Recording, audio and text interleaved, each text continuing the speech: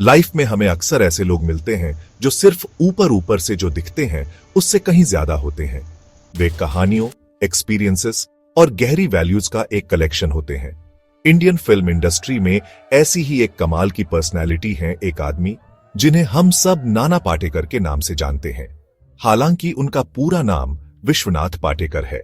उनका जन्म साल के पहले ही दिन 1 जनवरी 1951 को महाराष्ट्र के मुरुड जंजीरा नाम के एक छोटे से टाउन में हुआ था। एक साधारण मराठी फैमिली में पले बढ़े उन्होंने बहुत कम उम्र से ही कड़ी मेहनत और विनम्रता की वैल्यू सीखी। यही शुरुआती सबक आगे चलकर उन्हें वो आदमी बनाएंगे जो वह बने, स्क्रीन पर भी और ऑफ स्क्रीन भी, जिससे एक ऐसी पर्सनालिटी बनी जो जितनी रियल है उतनी ही उसकी रेस्पेक्ट की जाती है। आर्ट्स की दुनिया में उनकी जर्नी कोई चांस की बात नहीं थी, बल्कि एक कॉन्शियस चॉइस थी। उन्होंने मुंबई के prestigious sir J institute of applied art में पढ़ाई करके अपने पैशन को फॉलो किया। आर्ट में इस फॉर्मल एजुकेशन ने उन्हें एक यूनिक पर्सपेक्टिव, डिटेल के लिए एक तेज नजर और ह्यूमन एक्सप्रेशन की गहरी समझ दी। यह आर्टिस्टिक फाउंडेशन, मेरा मानना है कि हमेशा से उनके कैरेक्टर्स में दिखाई देने वाली डेप्थ और न्यूएंस में विजिबल रही है। रॉ, नेचुरल टैलेंट और डिसिप्लिन्ड आर्टिस्टिक ट्रेनिंग का यह कॉम्बिनेशन ही उनकी परफॉर्मेंस को इतना पावरफुल और अनफॉरगेटेबल बनाता है। उनकी शुरुआती लाइफ एक कैनवस थी और वह दुनिया को दिखाने के लिए धीरे धीरे अपनी मास्टरपीस पेंट करने की तैयारी कर रहे थे। बहुत से लोग शायद यह नहीं जानते होंगे कि उस इंटेंस एक्टर के पीछे एक सिंपल आदमी है जिसकी सिंपल फैमिली लाइफ है। उन्होंने 27 साल की उम्र में नीलकंती से शादी की और उन्होंने फिल्म की दुनिया की चकाचौंध से दूर अपनी लाइफ बनाई। उनका एक बेटा है, लेकिन पेरेंट्स के तौर पर उनकी जर्नी में अपने पहले बच्चे को खोने का गहरा दुख भी शामिल था। ऐसी पर्सनल ट्रेजेडीज अक्सर एक इंसान को ऐसे तरीकों से शेप करती हैं जिनकी कल्पना भी नहीं की जा सकती, जिससे उनके कैरेक्टर में एम्पैथी और अंडरस्टैंडिंग की परतें जुड़ जाती हैं। नाना जैसे आर्टिस्ट के लिए ये लाइफ एक्सपीरियंसेस एक ऐसा वेलस्प्रिंग बन गए जहां से उन्होंने इमोशंस निकाले, जिससे दर्द और रेजिलियंस की उनकी परफॉर्मेंस ऑडियंस के लिए इनक्रेडिबली ऑथेंटिक और मूविंग बन गई। उनकी कहानी सिर्फ एक्टिंग के बारे में नहीं है, ये विश्वनाथ नाम के एक आदमी की जर्नी के बारे में है जो नाना बन गए। पूरे देश के लिए दादा या बड़े भाई के लिए एक नवा शब्द।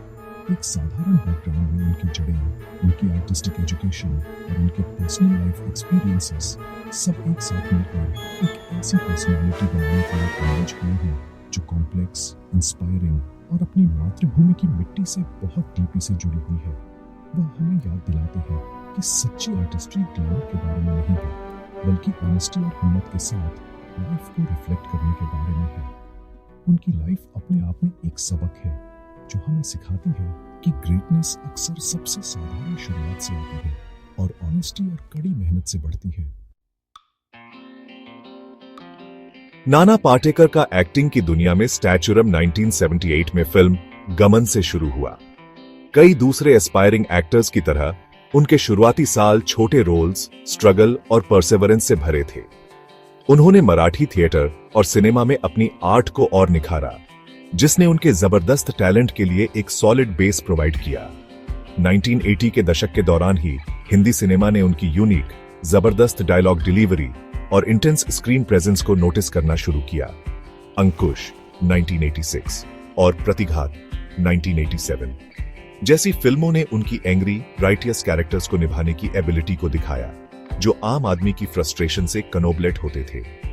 वह सिर्फ एक एक्टर नहीं थे, वह एक ऐसी जनरेशन की आवाज बन रहे थे जो चेंज के लिए तरस रही थी।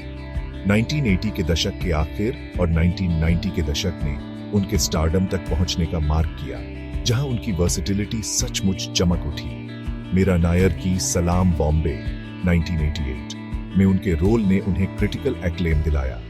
हालांकि परिंदा 1989 में एक अनहिंज्ड गैंगस्टर के रूप में उनकी परफॉर्मेंस ने एक पावर हाउस परफॉर्मर के रूप में उनकी पोजीशन को पक्का कर दिया। इस रोल के लिए उन्होंने बेस्ट सपोर्टिंग एक्टर के लिए नेशनल फिल्म अवार्ड और फिल्म फेयर अवार्ड दोनों जीते।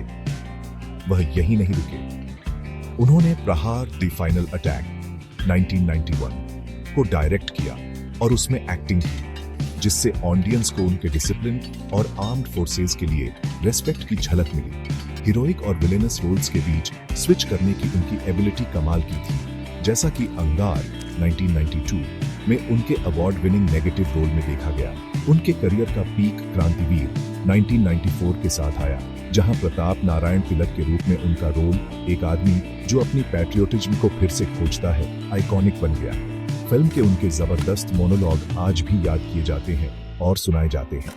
इस रोल ने उन्हें बेस्ट एक्टर के लिए नेशनल फिल्म अवार्ड और फिल्म फेयर अवार्ड दिलाया, जो उनके इनक्रेडिबल टैलेंट का एक सबूत है।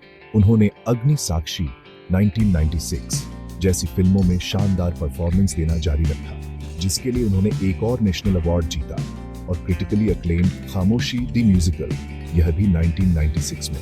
जो चीज उन्हें यूनिक बनाती है वह है best actor, best supporting actor और बेस्ट विलेन कैटेगरी में फिल्म फेयर अवार्ड जीतने का उनका रिकॉर्ड, जो बहुत कम लोगों ने हासिल किया है। हाल के सालों में भी नाना ने एक एक्टर के रूप में अपनी काबिलियत साबित करना जारी रखा है। मराठी ब्लॉकबस्टर नट सम्राट 2016 में एक फेडिंग थिएटर आर्टिस्ट के रूप में उनकी परफॉर्मेंस को कई लोग इंडियन सिनेमा के इतिहास में सबसे बेहतरीन परफॉर्मेंस में से एक मानते हैं, जिससे उन्हें व्यापक अक्लेम और अवार्ड मिले। उन्होंने तमिल फिल्म काला 2018 के साथ रीजनल सिनेमा में भी स्टैच रूम रखा, जिसमें उन्होंने रजनीकांत के को-अपोजिट विलेन का रोल निभाया। उनकी जर्नी एक्टिंग में एक मास्टर क्लास है, जो दिखाती है कि सच्चा टैलेंट भाषा और समय से परे है। सिनेमा में उनके इमेंस कंट्रीब्यूशन के लिए उन्हें 2013 में भारत के सर्वोच्च नागरिक सम्मानों में से एक पद्मश्री से सम्मानित किया गया था।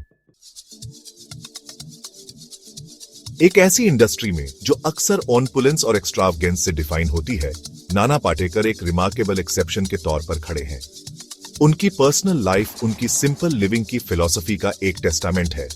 जबकि वह सबसे आलीशान महलों का खर्च उठा सकते थे, वह मुंबई में एक मामूली 1 BHK अपार्टमेंट में रहना पसंद करते हैं। यह सिंप्लिसिटी कोई दिखावा नहीं है, बल्कि जीने का एक सच्चा तरीका है। यह एक गहरी जड़ वाली मान्यता से आता है कि किसी व्यक्ति की वैल्यू उनकी संपत्ति से नहीं, बल्कि उनके कैरेक्टर और एक्शन से मापी जाती है। उनका लाइफस्टाइल एक पावरफुल स्टेटमेंट है, जो हमें याद दिलाता है कि फुलफिलमेंट विनम्रता और ग्राउंडेड रहने में मिल सकती है, चाहे आप अपनी प्रोफेशनल लाइफ में कितनी भी ऊंचाई पर क्यों न हो। उनकी कद के एक स्टार को इस तरह का डाउन टू अर्थ एग्जिस्टेंस अपनाते देखना सचमुच इंस्पायरिंग है। देश से उनका कनोबलेशन सिनेमैटिक पैट्रियोटिज्म से कहीं ज्यादा है।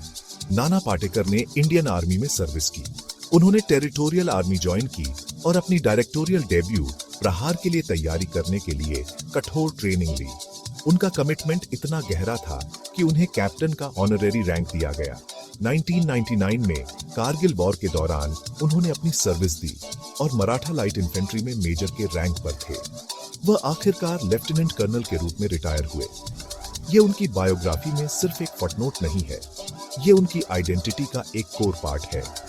उनकी मिलिट्री सर्विस अपने देश के लिए एक गहरे और अटूट प्यार को दर्शाती है, एक डिसिप्लिन जिसे वह अपनी लाइफ के हर पहलू में अपनाते हैं। उनकी ऑन स्क्रीन लाइफ अक्सर उनकी ऑन स्क्रीन रोल्स से ज्यादा इम्पैक्टफुल होती है। वह एक ऐसे आदमी हैं जो अपने मन की बात कहते हैं, अक्सर खुलकर, लेकिन हमेशा कन्विक्शन के साथ। इस सीधी सादी नेचर ने कभी कभी उन्हें कंट्रोवर्सीज में डाल दिया है।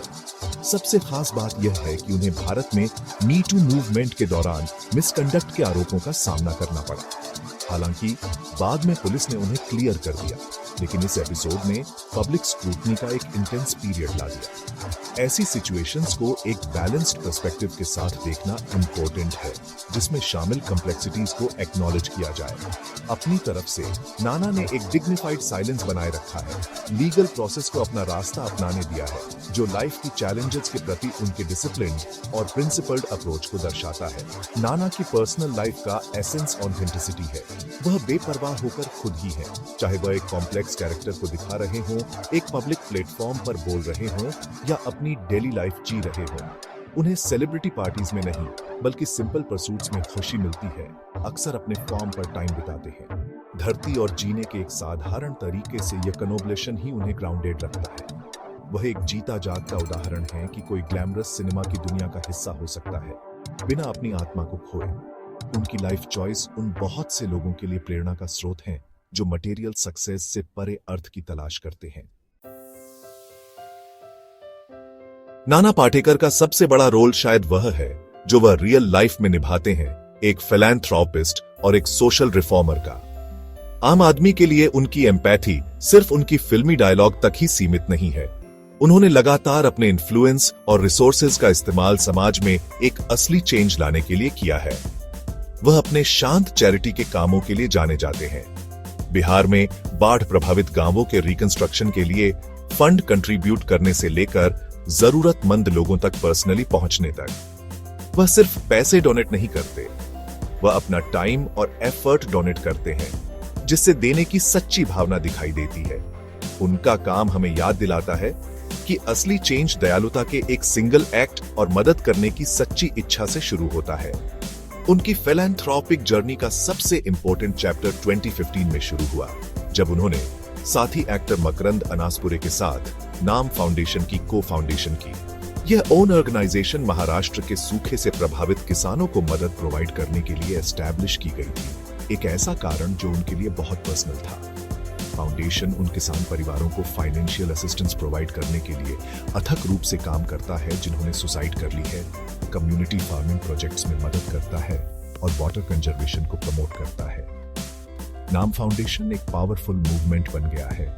हजारों किसानों के लिए उम्मीद का प्रतीक है जो खुद को भूला हुआ और अकेला महसूस करते थे। नाना की डायरेक्ट इन्वॉल्वमेंट, गांवों का दौरा करना और परिवारों के साथ बातचीत करना इस नेक काम में इमेंस क्रेडिबिलिटी और स्ट्रेंथ लेकर आया है। अपने फाउंडेशन के जरिए नाना ने सेलिब्रिटी एक्टिविज्म का एक नया मॉडल दिखाया है। यह वन टाइम डोनेशन या फोटो अपॉर्चुनिटीज के बारे में नहीं है। यह एक सस्टेनेबल सपोर्ट सिस्टम बनाने और कम्युनिटीज को अपने पैरों पर खड़े होने के लिए एम्पावर करने के बारे में है। उन्होंने अपनी फेम का इस्तेमाल आम सिविलियनों को मोबिलाइज करने के लिए किया है। उन्हें जो कुछ भी वो कर सकते हैं कंट्रीब्यूट करने के लिए इंकरेज किया है। नाम फाउंडेशन का मेरा जबरदस्त पब्लिक रेस्पॉन्स उस भरोसे का एक सबूत है जो लोगों में रखते हैं। उन्होंने दिखाया है कि जब एक प्लेटफॉर्म वाला व्यक्ति ऑनेस्टी से बोलता है और इंटीग्रिटी के साथ काम करता है, तो वे एक राष्ट्र को कॉमन गुड के लिए एक साथ आने के लिए इंस्पायर कर सकते हैं। कंक्लूजन में नाना पाटेकर की लेगेसी मल्टीफेसेटेड है। उन्हें एक लेजेंडरी एक्टर के रूप में वर्णित किया जाएगा जिन्होंने इंडियन सिनेमा को अपने कुछ सबसे पावरफुल परफॉर्मेंस दी। उन्हें